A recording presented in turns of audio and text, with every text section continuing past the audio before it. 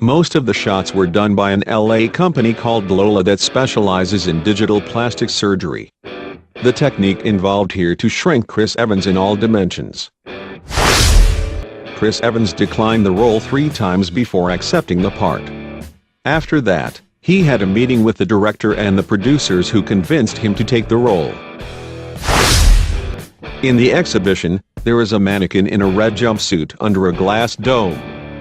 That is a reference to the android, the original Human Torch, the first superhero created by Timely Comics on October 1939, which eventually became Marvel Comics. Originally, cameo appearances were planned in the film for Wolverine and Magneto, who were present during World War II. Wolverine was a soldier and Magneto was a prisoner of war. These cameos were scrapped due to rights issues. Captain America's fighting style is Jeet Kune Do, a fighting style developed by Bruce Lee.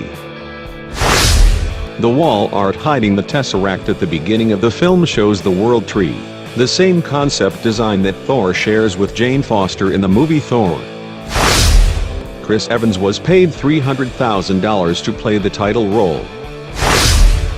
Joe Simon, who created the Captain America comic in 1941, before Stan Lee revived it in 1964, was approached to make a cameo appearance in the film.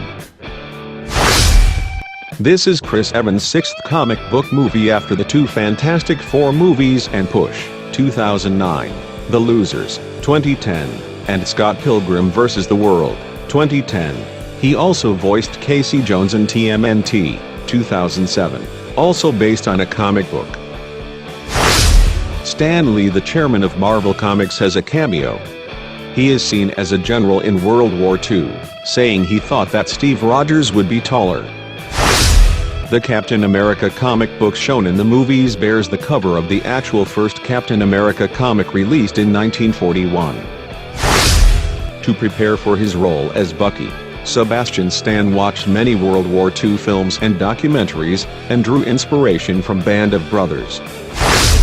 The sniper rifle Bucky uses to save Captain is a modified 1941 Johnson rifle, which was adopted in limited numbers by the U.S. Marine Corps.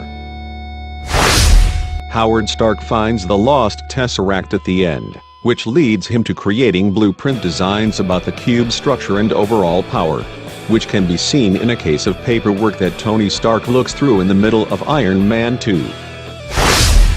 Just before his death, Bucky wields Captain America's shield.